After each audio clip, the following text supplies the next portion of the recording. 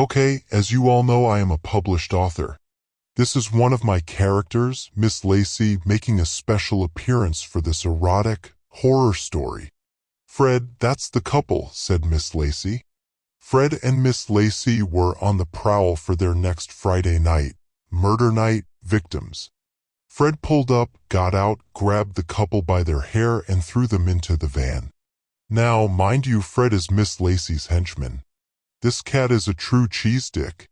He is 6 feet 7 inches, plus or minus, no one knows for sure, but he is definitely a mammoth of a henchman. Miss Lacey is the evil succubus everyone loves. She's so evil and adorable. She's not that big or powerful, but what she lacks in strength, she makes up for in her torture tactics. After all, she has her cheese dick henchmen to do all the heavy lifting. Let's get this terror of a bedtime story going. Don't let the bedbugs bite. Jimbo and Tracy awoke in the same motel that Miss Lacey favored for her Friday night murder parties. Jimbo looked around and saw a table with a radio and axe. He quickly walked to the door and tried to turn the knob. Fuck. You need keys to open these locks. Jimbo yelled. Jim, what are we going to do? Tracy asked fearfully. Check that window, said Jimbo. It looks like it's screwed shut, Tracy said while trying to pry open the window. SHHHH, Jimbo whispered, what's that sound? If you don't like graphic, erotic horror, stop reading here cause this woman is rotten. I kid you not, proceed at your own risk. Just remember that I warned you. Sounds like someone fucking in the bathroom, Jimbo said quietly. Grab that axe, Tracy told Jim, pointing to the table. Jimbo walked over and picked up the axe. The room was dimly lit, the only light coming from the neon motel sign outside the window and the light coming from under the bathroom door. There was one bed with dirty gray sheets, 2 wooden chairs, and weirdly enough a blender which looked very out of place, just sitting by itself on a long table against one of the walls. Jimbo and Tracy stared at the light radiating out from under the bathroom door. They heard distinctive moans growing louder, then a scream of pleasure, followed by laughter. Then, everything went silent. The door swung open and the light nearly blinded Jim and Tracy. Fred stomped out of the bathroom towards the frightened couple. Jimbo swung the axe, but that behemoth of a henchman just grabbed it mid-swing and pulled it out of Jimbo's grip. Fred grabbed Jimbo by the neck, lifting him in the air and carried him to one of the chairs. Jimbo was kicking and fighting, but to no avail. Then, "Little rabbit, have a seat," Miss Lacey said in her sweet voice as she stood in the bathroom doorway. Jimbo stopped fighting and just slumped in the chair, defeated. He pulled a couple of ropes from his pocket and tied Jimbo to the chair, then grabbed Tracy and tied her to the other chair. Miss Lacey stepped into the room and she was wearing a red teddy, bright red lipstick and red high heels. She was quite a sight to see. She leaned down towards the couple and said while smiling, "Are you too terrified? What do you want?" Tracy asked, her voice shaking. "We have money, you can take it all." "Oh, silly rabbit," Miss Lacey laughed, "I don't want your money." "Then, what do you want?" Jimbo asked loudly. "Oh, you'll see," Miss Lacey sang. "Please don't hurt us," Tracy begged. Miss Lacey motioned Fred and he turned toward Jimbo, grabbed him by his face, forcing his mouth open and cut out his tongue with a knife he pulled from his waistband. "No!" Tracy screamed as Fred walked towards her. He grabbed her face and swiftly cut out her tongue also. "Now that's better," Miss Lacey said, smiling. The couple was in shock. Fred went and grabbed a torch from a bag he had sitting in the corner.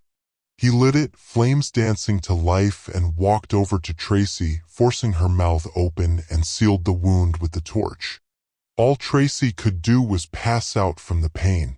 He turned to Jimbo and repeated the action. He also passed out. "Are we having fun yet? This is only the beginning, and anyone who has read my books knows this only goes in one direction, straight to hell."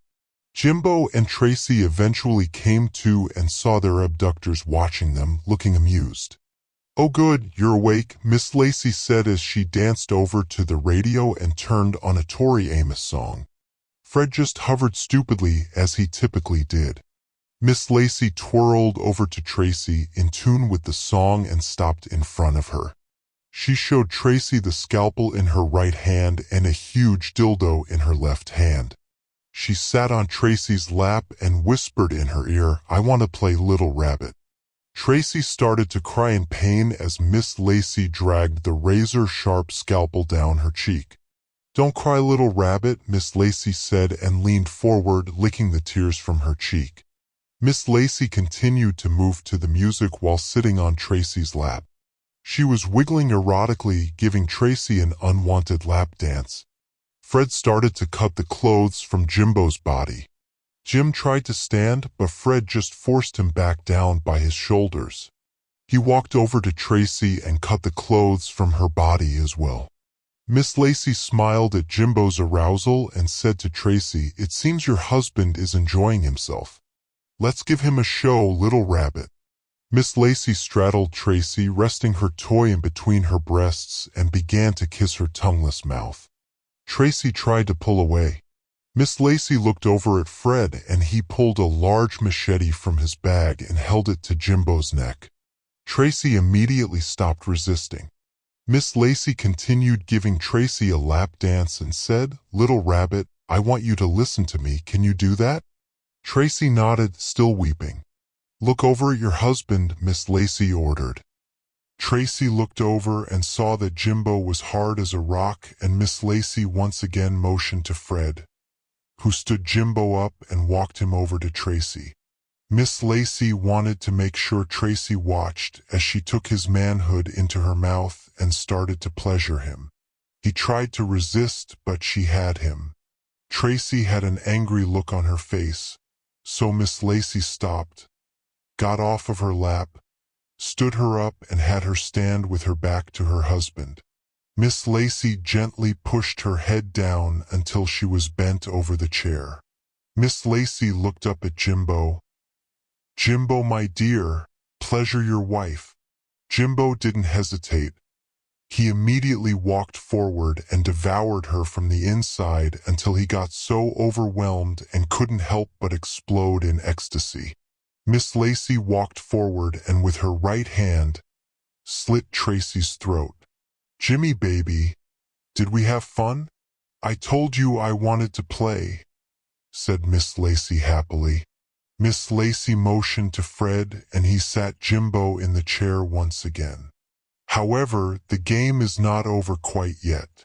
What do you think is the next move?" Miss Lacey continued. "I know you're angry. Good. I have a surprise for you." Miss Lacey looked over at Fred, and he immediately picked up Tracy's lifeless, naked body and walked into the bathroom. Well, folks, this is the last act in this special guest appearance of my girl, Miss Lacey. Who can guess what is coming? She never does anything without a reason. Miss Lacey walked over to the radio and changed the selection to corn. She turned to Jimbo and said, "I know you are sitting there, judging me, but tell me, who is the one fucking Amber?" She began to dance and twirl again as Jimbo sat thinking, who was this woman and how could she possibly know about Amber? Miss Lacey sang, little piggy, she paused and said, "I'm going to huff," she paused again, "I'm going to puff," she paused and crept closer to Jimbo. She twirled onto his lap and dragged the scalpel down his cheek. She leaned towards his ear and quietly said, "I am going to blow your house down." She got down to her knees and took him into her mouth once again. He quickly found himself erect again. Miss Lacey giggled, clapping her hands, and Fred walked back into the room holding a new contestant. "Amber." Miss Lacey stood up, wiped her mouth as Fred retied Jim to the chair. "Get on him, kitten, he's ready for you," Miss Lacey said, pointing to Jimbo's lap. Amber hesitantly straddled Jim. This was very familiar to her as she has been in this position with Jimbo many times. "Now take him for a ride," Miss Lacey ordered. Amber had tears running down her face but began to ride Jimbo. After a couple minutes, moans replaced the tears and Miss Lacey began to twirl again, moaning herself. As Amber came to a climax, Miss Lacey slit her throat. Jimbo sat stunned as Amber fell forward into his arms and he saw the life leave her body. "Now, little piggy," Miss Lacey giggled, "I think the big, bad wolf deserves to have a little fun too." She motioned to Fred, who immediately grabbed Amber and carried her into the bathroom. Miss Lacey climbed on Jimbo and started riding him until she felt herself climaxing. She slit his throat as she was finishing and watched his soul leave his body. Well, that's it, folks. Did you enjoy our guest appearance? Whether you did or not, I don't think she really cares. Are you at a loss for words? Maybe so, maybe not.